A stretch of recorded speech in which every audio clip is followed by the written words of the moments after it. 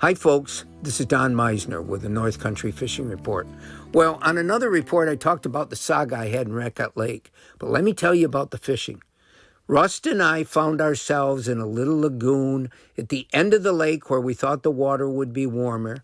It is legal to mistakenly catch and release bass, I don't know how else to put it, in that lake because it's another region of our state where it is legal this time of the year.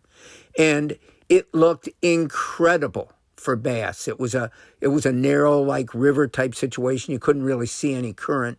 And the structure on the bottom looked wonderful. And I said to Russ, the bass must be moving in here. So after a couple hours of fishing some of the most beautiful cover I've ever seen, we hadn't had a strike. And I'm like, well, first of all, I said to Russ, I'm using every good thing that I can possibly think of. Lures that have worked so well for me in the past, some of the best spinner baits with the color blades that I thought would be great in that tannic water. I was using Senko worms, fished like largemouth bass, always loved them. I was using the new top-of-the-line chatterbaits with beautiful little trailers, and they would wiggle through the water and looked so enticing. If I was a fish, I'd have been jumping in there, biting them like crazy. But none of the fish seemed to think so. And Rust, whose mantra is losers change lures, was sticking with the one lure that my buddy Dave Swanson made for him, a 4.8-inch paddle-tailed bright pink swim bait on just a 5/0 hook. And he's even got a wire leader on. There aren't even any pike in that lake, but he doesn't change. And so he's casting out, just reeling it in, and after a couple hours, he gets a boil on the surface. And and his rod bent, but he didn't keep the hook in.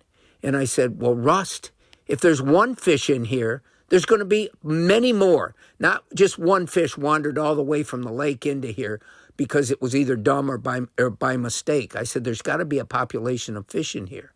So let's keep going. And so Russ kept doing the same thing, and I kept doing the same thing. And Russ started to get strikes, and I didn't. And I'm like, what the heck? The only thing they wanted was that pink paddle tail. We tried, and he gave me a couple other colors to try. Nothing. So he gives me a pink one. He says, I've only got one more of these pink ones with me.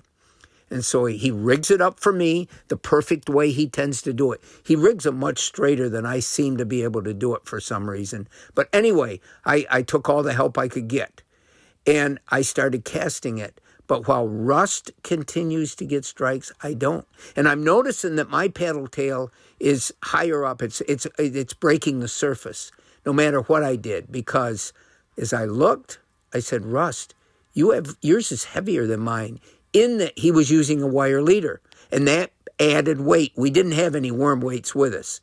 So I said, give me a wire leader. What the heck? Even though it's a no-no for bass fishing, especially in clear water, they're going to see that wire leader. They're going to say, oh, no, we don't want to hit that. That's dangerous. But it didn't seem to matter. And once I put the wire leader on, my paddle tail went deeper, a little bit deeper. That's all it took. And before the wind came up and we had to leave and head back, I had 3 nice, big, largemouth bass hit. I wasn't able to really hook them either, and I'm not sure it was something about the way they were hitting.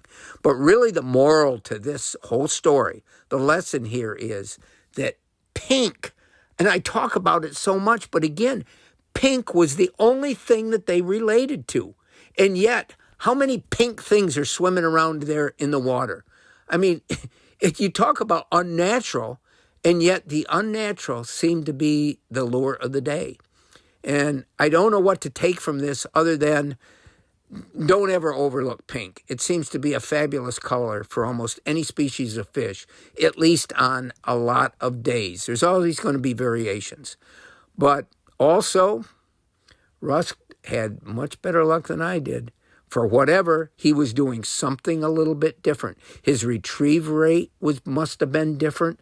Something about the way he held the rod was different. I will tell you that by jerking the rod, by pausing it, by making the lure dart, didn't do a thing for me. It was a steady retrieve that seemed to work the best. Until next time, folks, this is Don Meisner with the North Country Fishing Report.